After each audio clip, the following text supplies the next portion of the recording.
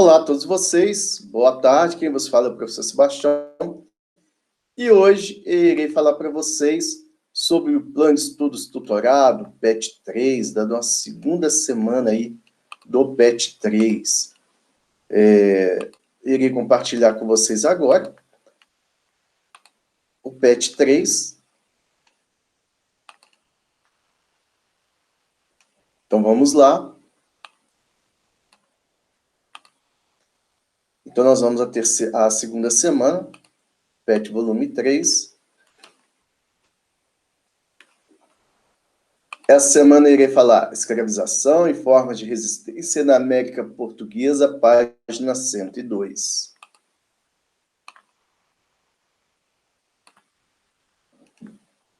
Então, segunda semana, unidades temáticas, a organização de poder e as dinâmicas do mundo colonial americano. O objetivo do conhecimento é a conquista da América e as formas de organização política dos indígenas e europeus. Conflitos, dominação e conciliação. Então, vamos à apresentação desse tema. Vamos lá. O trabalho escravo no Brasil foi a principal mão de obra utilizada durante o período colonial e imperial brasileiro.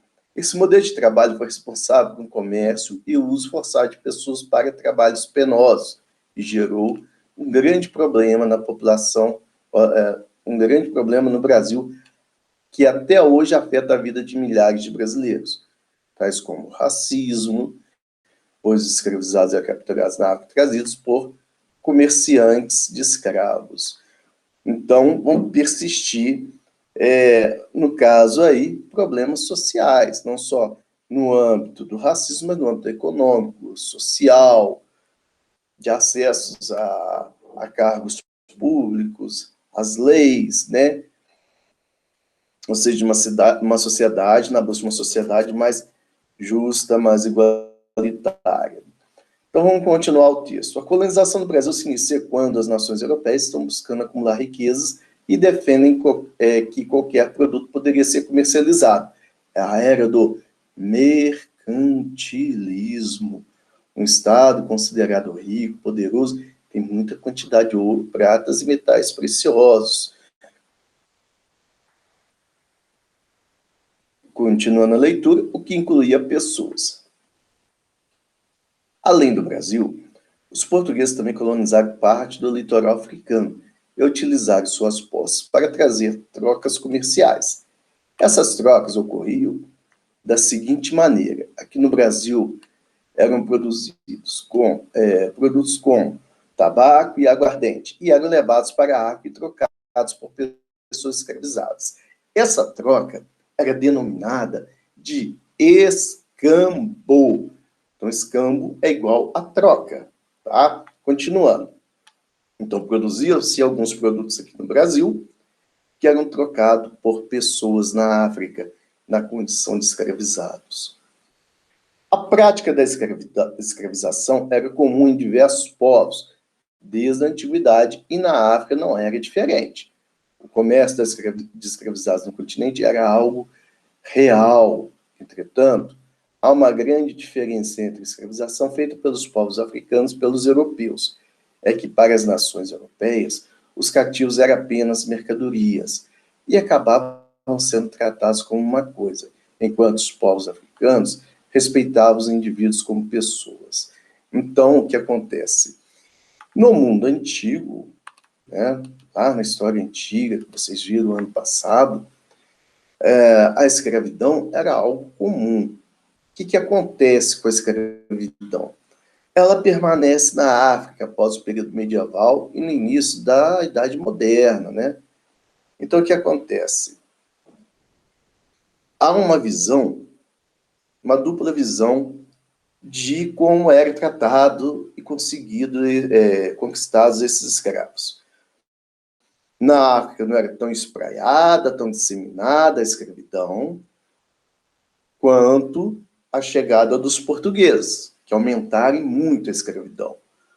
Então, quer dizer, a forma de tratamento, a forma de submissão foi totalmente diferente entre os africanos, que ainda persistiam com a escravidão, e os europeus que estão chegando ali e adotando novamente o trabalho escravo. Vamos continuar a leitura, então. De fato, a escravidão nessas regiões não era somente destino dos prisioneiros de guerra, como também dos endividados, dos criminosos, dos filhos ilegítimos e das mulheres adúlteras ou casadas de bruxaria.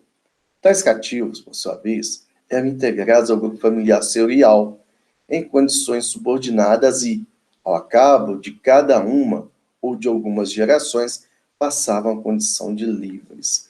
Assim, um homem podia ampliar o seu número de esposas e, consequentemente, de trabalhadores ou trabalhadoras agrícolas, via compra de escravas. O filho nascido dessa união perdia a condição de cativo e era incorporado à linhagem paterna. Então, da Mary Del Priore, Venâncio, também do Renato Pinto Venâncio, fala sobre os ancestrais no Brasil.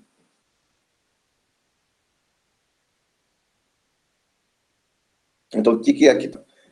Que são várias as formas de tornar aquele indivíduo de origem africana como um cativo, torná-lo escravo.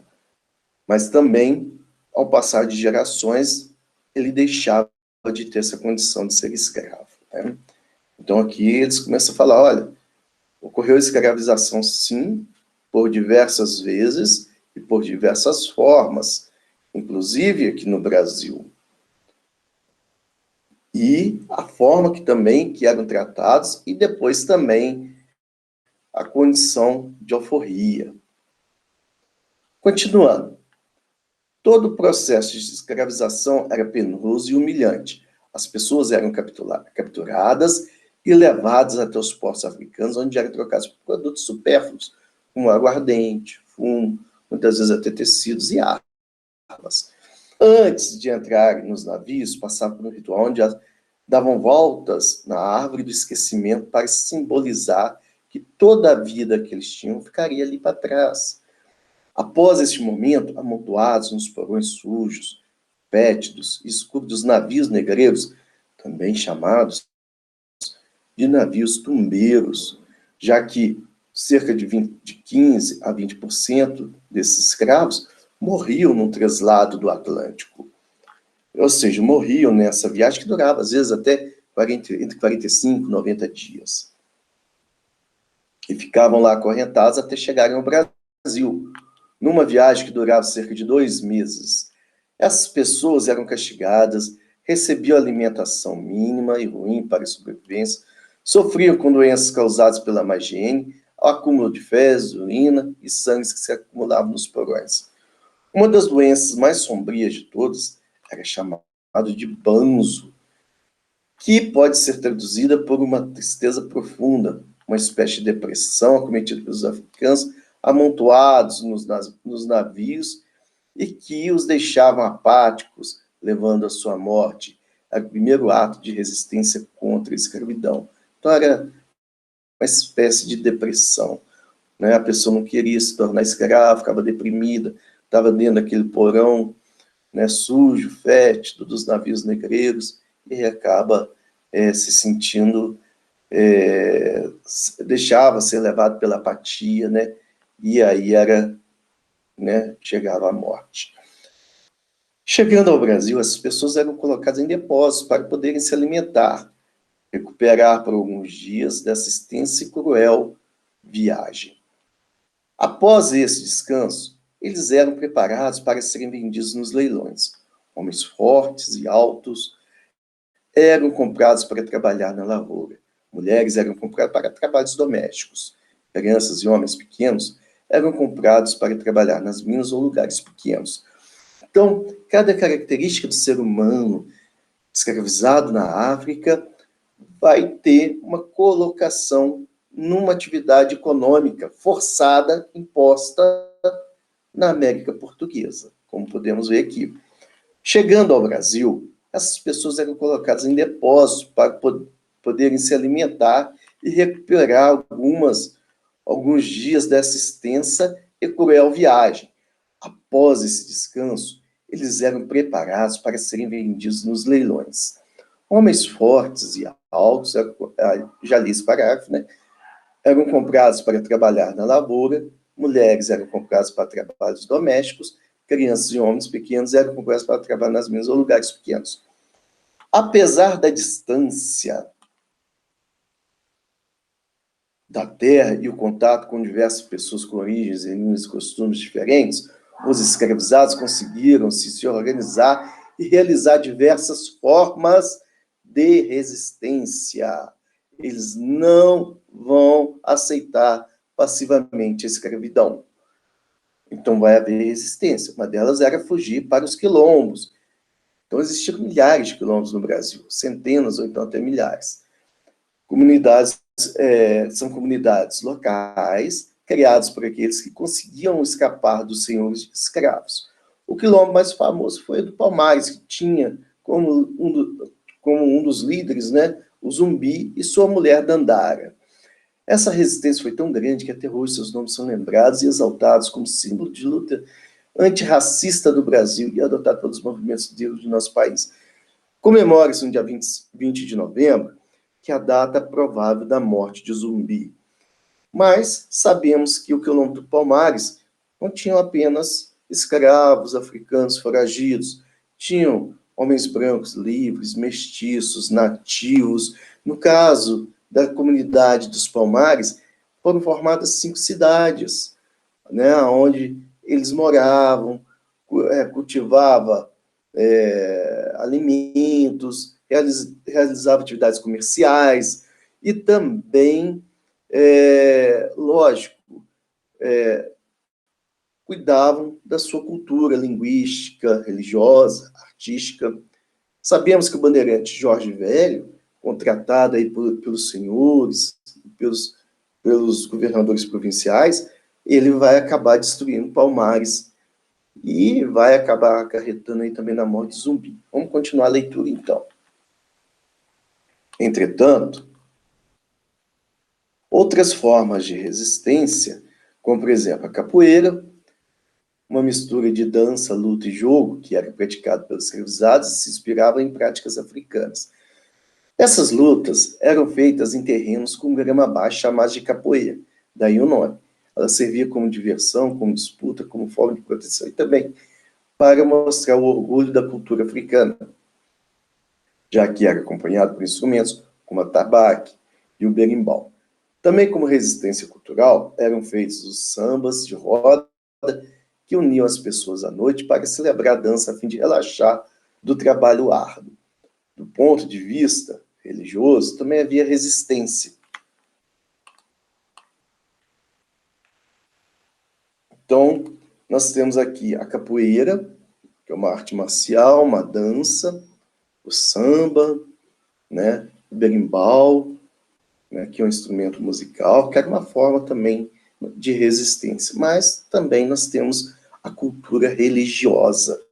Com receio das religiões de matriz africana, como o candomblé, os portugueses proibiram qualquer expressão religiosa no Brasil, exceto o catolicismo, que era a religião oficial do Império Português.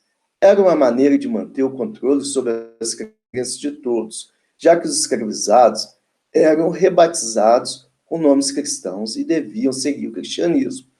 Entretanto, para seguir com a sua fé, os africanos no Brasil misturaram o candomblé com o catolicismo, que chamamos de sincretismo, daquela mistura, né, onde se pega alguns elementos de uma religião para se formar outra totalmente diferente. De várias religiões, né? Bom, eles batizavam seus orixás, que é o deus da cultura iorubá, e aí esses orixás, eles eram geralmente cultuados em cada tribo. Cada tribo na África tinha um orixá diferente. Geralmente cultuava apenas um orixá ou dois, né? Então, esses orixás diferentes, eles foram reunidos aqui no Brasil. Vamos continuar com a leitura, com o nome de santos católicos. Então, isso aí é o sincretismo, olha. Eles vão usar os nomes de santos católicos para cultuar os orixás. Assim, quando queriam orar para Ogum, Deus guerreiro, rezavam para São Jorge. Quando queriam orar para Inhaçã, deusa dos ventos e tempestades, rezavam para Santa Bárbara. Quando queriam orar para Iemanjá, deusa dos mares, rezavam para Nossa Senhora da Conceição da Glória. Dessa mistura entre as religiões, originou-se uma nova religião, que foi e que é a Umbanda. Podemos perceber que que a escravidão no Brasil, vamos marcar aqui o último parágrafo, foi algo extremamente danoso e cruel, mas que aqueles que foram escravizados e seus descendentes conquistaram várias formas de resistir a esse domínio, levando sua cultura, mesmo que as escondidas, onde quer que estivesse, e ainda hoje a exaltação da cultura africana é a forma de existência contra os padrões impostos pela mídia e pelas elites. Agora, vamos às nossas atividades. 1. Explique a diferença entre a escravidão africana e a escravidão no Brasil. Nós lemos isso aqui no início do texto, né? Então, nós temos aqui a escravidão africana, né? Nesse parágrafo, e a diferença, né, entre a escravidão no Brasil. Dei uma lidinha nesse parágrafo e sintetize, ou seja, faça um resuminho e coloque a sua resposta aqui. Na segunda questão, cite e explique as formas de resistência dos escravizados no Brasil. Formas de resistência. Nós lemos aqui várias formas de resistência, como o banzo, formação de quilombos, o atabaque, o berimbau, da música, o samba de roda, a religião, né? Ou seja, e vocês podem colocar isso como forma de resistência e explicar. Como, por exemplo, instrumentos musicais trazidos pelos africanos ou criados aqui pelos africanos. O berimbau, o atabaque, que é o que? O atabaque é percussão, berimbau é como? Tem ali uma corda, né? Então é por corda. Então vocês podem explicar tudo isso, né? O capoeira é uma forma de dança e arte marcial, né? E aqui vamos à última questão. 3. Explique o que eram os navios negreiros e como os escravizados eram tratados dentro deles. Para isso, eu falo para vocês virem a esse parágrafo, que vai falar sobre o navio negreiro, como essas pessoas eram tratadas dentro desses navios. Então, também conhecido como navios tumbeiros, né? Então, vocês podem fazer uma síntese, um resumo, ou síntese é a mesma coisa que resumo, e colocar aqui essa síntese para nós, ok? Bom, então, por hoje é isso aí, por hoje é só. Próxima semana, nós vamos falar sobre a semana 3, a Organização do Poder e as Dinâmicas do Mundo Colonial Americano. Então, até lá, até a semana 3.